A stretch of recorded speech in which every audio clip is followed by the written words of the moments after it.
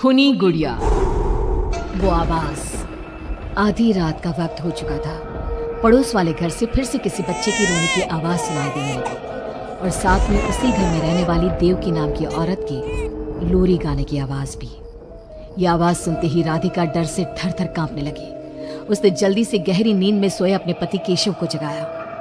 केशव उठो, देखो ना, फिर से किसी की लोरी गाने की आवाज आ रही है बाजू वाले घर से। क्या हुआ राधिका, क्यों परेशान हो रही हो? अरे कोई आवाज नहीं आ रही यार। लेकिन अभी बस 2 मिनट पहले तो देव की लोरी गा रही थी और एक बच्चा रो रहा था। अरे कोई मूवी देख रहा होगा, उसकी आवाज होगी। देवकी और उसके पति मोनिश ने बताया ना कि उनके बच्चे नहीं होते। उस घर में कोई बच्चा नहीं है। अब ना तुम भी सो जाओ और मुझे भी सोने दो। लेकिन अभी बस 2 मिनट पहले तो देव की लोरी गा रही थी और एक बच्चा रो रहा था। राधिका हैरान थी कि आवाज सिर्फ उसे ही सुनाई क्यों देती थी। लेकिन जब उसके पति केशव ने उसकी बात नहीं सुनी तो वो सोने की कोशिश करने लगी। लेकिन राधिका के कानों में किसी छोटी बच्ची के हंसने की आवाज गूंजने लगी। राधिका बुरी तरह से डर गई थी। अगली सुबह मैं दुकान जा रहा हूँ, आज माल खत्म हो रहा है दुकान में। इन दिनों पता नहीं क्यों लोग जमकर खिलौने खरीद रहे हैं। आज बड़े बाजार जाकर सारे खिलौने ले आता हूँ। आप रात होने से पहले आ जाएंगे ना? लगता है तुम देवकी से अभी तक डरी हुई हो।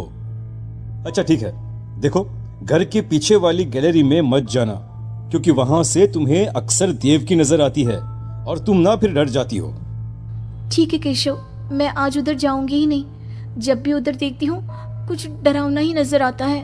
केशव दुकान चला जाता है। तभी अचानक राधिका को याद आता है कि घर की गैलरी में उसने कुछ कपड़े सुखाए थे। डरते हुए वो वहां जाती है। दूसरी तरफ देवकी की गैलरी नजर आती थी। राधिका जैसे ही कपड़े लेकर वापस आने को पलटती है, उसकी नजर सामने देवकी की गैलरी में पड़ी। वहां एक 4 साल की बच्ची खड़ी होकर उसे घूर रही थी। हे भगवान, ये कौन है? कौन है ये? मैं इससे पूछूं कि इसका नाम क्या है? हाँ, पूछ लेती हूँ, फिर केशव को बताऊंगी। वो मेरी बात पे भरोसा नहीं करते ना। बेटा, कौन हो तुम? हाँ, तुम्हारा नाम क्या है? गुड़िया। तभी अचानक वहां पर देवकी आती है और वो बच्ची गायब हो जाती है। क्या हुआ? आप किससे बात कर रही थी? वो यहाँ पे मैंने एक लड़की को देखा था। वो कौन थी? कहाँ गई वो अभी? कौन लड़की? मैंने कहा ना मेरे घर में कोई बच्चा नहीं है। मैंने देखा था, वो यही थी। वो आपके पीछे कौन है? राधिका को फील होता है कि किसी ने उसे धीरे से पुकारा, आंटी। राधिका पलट कर देखती है तो वहां वो छोटी बच्ची खड़ी थी। राधिका चीख कर बेहोश हो जाती है। जब उसकी आंख खुलती है तो केशव उसके पास खड़ा था। क्या हुआ राधिका? राधिका होश में आओ। वो तो भला हो देवकी जी का, जिन्होंने तुम्हें बेहोश पड़ा देखकर मुझे कॉल कर दिया और मैं घर आ गया। तुम उस गैलरी में गई ही क्यों? केशव, वो लड़की यहाँ आ गई थी और वो देवकी, वो ठीक औरत नहीं है। तुम पागल हो गई हो राधिका। आज देवकी जी ने ही मुझे तुम्हारे बारे में बताया। क्या सोचती रहती हो? अरे कोई नहीं है उस घर में। अगले दिन केशव की दुकान जाते वक्त, मैं भी आज आपके साथ चलूंगी। अच्छा ओके ठीक है, चलो चलो। दुकान पर पहुंचकर, वाह केशव, कितने सारे नए खिलौने। और ये इस पैकेट में क्या है? अरे एक बड़े साइज की डॉल है, मार्केट में नहीं आई है। सोचा अगर लोग खरीदेंगे तो अगली बार और ऑर्डर कर दूंगा। क्या मैं देख लूं इस डॉल को? हाँ देख लेना। मैं जरा माल लेने बड़े बाजार जा रहा हूँ। तुम दुकान संभाल लो और आराम से बैठकर खिलौने देख लो, ठीक है? केशव दुकान से चला जाता है। तभी कुछ देर बाद देवकी दुकान पर आती है। कैसी हो तुम? तुम यहाँ क्या लेने आई हो? गुड़िया। गुड़िया? मेरा मतलब, तुम गुड़िया का क्या करोगी? तुम्हारे घर में तो बच्चे। तुम मुझे गुड़िया दिखाओ, बस बड़ी वाली गुड़िया। राधिका घबराते हुए बड़ी डॉल का पैकेट खोलती है। बिल्कुल ऐसी ही डॉल चाहिए। आज वो खुश हो जाएगी इसे देखकर। कौन कौन खुश हो जाएगी?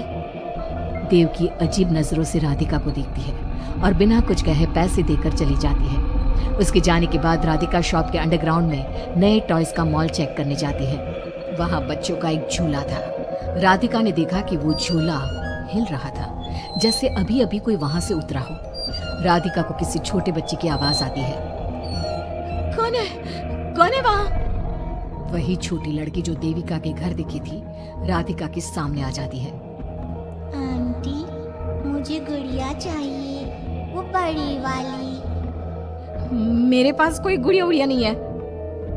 बड़ी गुड़िया चाहिए, मुझे दे दो, नहीं तो मैं ये सारे खिलौने जिंदा कर दूंगी और फिर वो आपको मार डालेंगे। कौन हो तुम?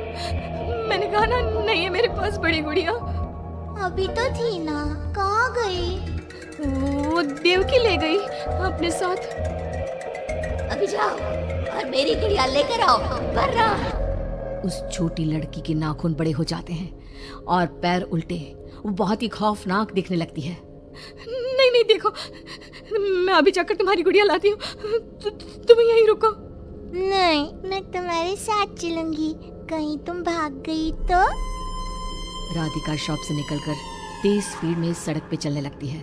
उसने पलट के देखा तो वो लड़की साई की तरह उसका पीछा कर रही थी। राधिका देवकी के घर पहुंचती है। दरवाजा खुला था। राधिका अंदर गई, वहां कोई नजर नहीं आया, बस सामने वो गुड़िया रखी थी। राधिका चुपचाप गुड़िया को उठा के वहां से आने लगती है। पीछे से आवाज आती है, रुको, ये क्या कर रही हो? मेरी गुड़िया कहाँ ले जा रही हो? देखो देवकी, ये गुड़िया मुझे ले जाने दो, वरना वो लड़की। ओह, तो उसने तुम्हें डराया। उसे तो मैं बुलाती हूँ। गुड़िया, जरा यहाँ आना बेटा। मम्मा, क्या हुआ? मेरी लाडो गुड़िया को बहुत पसंद है। देखो ना, 10 साल की हो गई, अब तक डॉल से खेलती है। ये तो वही लड़की है, और ये 10 साल की नहीं 5 साल की है। हाँ, लेकिन जब उस कार एक्सीडेंट में मर गई तब 5 की थी, अब तो 10 की हो गई है ना। मतलब ये मेरी बेटी है और मरने के बाद भी मेरे साथ है। इसे ना लोरी सुन के ही नींद आती है और डॉल्स तो इसे बहुत पसंद है।